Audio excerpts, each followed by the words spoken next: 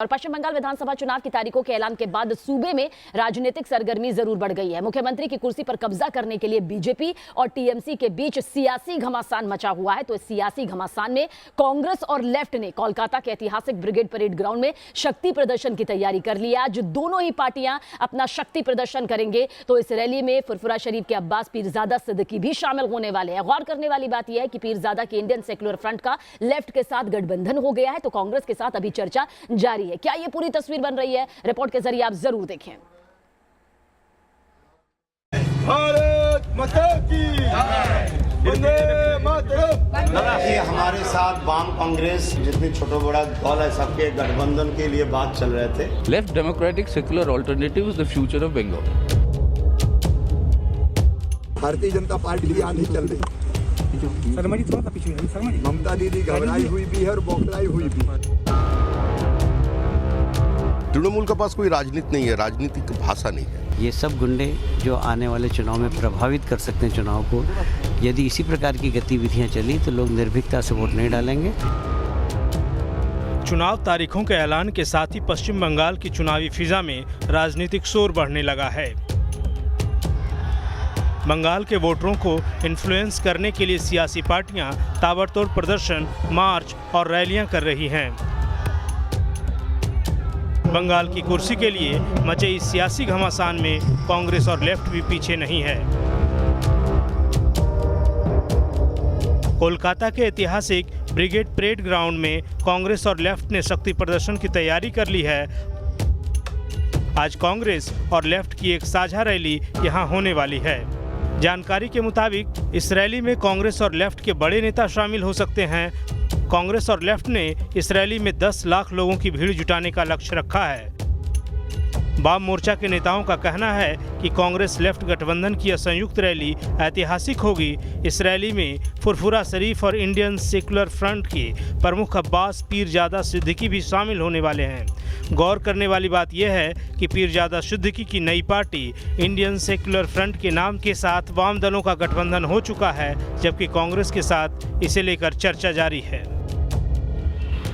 The obvious objective is to defeat the BJP. How it will be done varies from state to state, and there people are not confused. Media is trying its best to confuse the people, but they are not confused. We are clear. Left democratic secular alternative is the future of Bengal. देखिए, हमारे साथ वाम कांग्रेस और जितनी छोटा बड़ा दल है, सबके गठबंधन के लिए बात चल रहे थे। तो अभी कंप्लीट हुआ है वाम के साथ। उन्होंने कहा 30 सीट में हमको छोड़ा है ये जगह। एक तरफ सत्तारूढ़ दल टीएमसी के साथ कांग्रेस और लेफ्ट ने भी अब पूरा जोर लगा दिया है, तो बीजेपी भी बंगाल चुनाव में अपने सबसे अनुभवी नेताओं की फौज के साथ चुनाव प्रचार में डटी हुई है। आज मध्य प्रदेश के मुख्यमंत्री शिवराज सिंह चौहान भी बंगाल में चुनावी प्रचार का आगाज करने वाले हैं।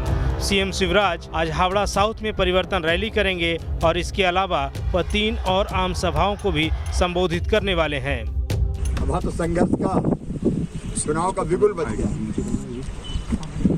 और भारतीय जनता पार्टी की आंधी चल रही। ममता दीदी घबराई हुई भी है और बौखलाई हुई भी।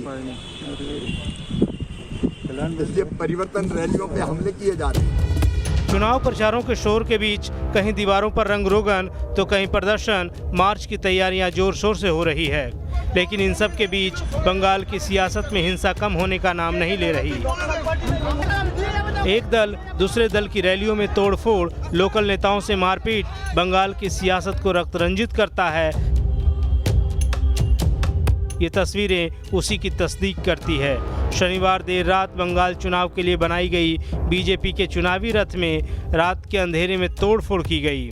दूत लोग दिन के उजाले में तो लोगों को फेस नहीं कर पाते, जो रात के अंधेरे में आकर के एक गरीब ड्राइवर को मारे, सारे के सारे लैपटॉप लेके चले गए। ये सब गुंडे जो आने वाले चुनाव में प्रभावित कर सकते हैं चुनाव को, यदि इसी प्रकार की गतिविधियां चली तो लोग निर्भीकता से वोट नहीं डालेंगे। आपको बता दें कि पश्चिम बंगाल में टीएमसी ने 2011 और 2016 के विधानसभा चुनाव में जीत हासिल की थी। खासकर 2016 में टीएमसी को 294 में से 211 सीटें मिली थी। वहीं बीजेपी को 2011 और 2016 के विधानसभा चुनावों में 0 और 3 सीटें ही मिली थी। लेकिन अब हालात बदल चुके हैं। साल 2019 के लोकसभा चुनावों में बीजेपी को 42 में से 18 लोकसभा सीटों पर जीत हासिल हुई और वोट परसेंटेज भी 40.64 का रहा। ऐसे में ममता के दुर्ग में बीजेपी पूरे दमखम के साथ हल्ला बोल रही है।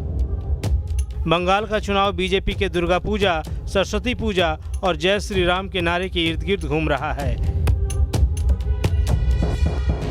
तो वहीं ममता बनर्जी वोटों के ध्रुवीकरण को रोकने का हर मुमकिन कोशिश कर रही है। Team news nation.